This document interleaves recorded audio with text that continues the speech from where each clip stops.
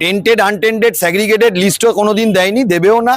একটা প্রজন্মকে ধ্বংস করেছে, আর কিছু হুলিগ্যান্সকে নিয়ে এসে এই কলকাতা হাইকোর্টের মতন জায়গাতে একটা হাই সিকিউরিটি জোন, যেখানে 144 এলাকা, কোনো বিরোধী দল, কোনো অরাজনৈতিক সংগঠন কেউ যদি কোনো পারমিশন চায় কোনোদিন পুলিশের কাছে কিছু পায় না। আর এখানে একটা অরাজনৈতিক কোনো সংগঠন চাইলে পায় না। আর এখানে কিছু হুলিগ্যান্স পাঠিয়ে কলকাতা হাইকোর্টের লয়ারদের চেম্বারে করার চেষ্টা করছে। আমি সমগ্র আইনজীবী সমাজকে বলবো, এক হয়ে এর বিরুদ্ধে গর্জে উঠুন। চেম্বারে, কলকাতা হাইকোর্টের চেম্বারে এসে যদি কেউ ঝামেলা করতে থাকে, আপনার আজকে স্টে অর্ডার কোর্ট দেয়নি, সেটা আপনার না হলে আপনি কোর্টে বলবেন। আইনজীবী, বিরোধী পক্ষের আইনজীবীকে এসে মার দেবো, কোনো সময় বিরোধী পক্ষের আইনজীবীকে গুলি করে মেরে দেবো, এই ঘটনা যদি ঘটে তাহলে ডেমোক্রেসি কোন জায়গাতে থাকবে? আর আরো একটা জিনিস আহ্বান করছি, 6 তারিখে মামলার নেক্সট ডেট আছে।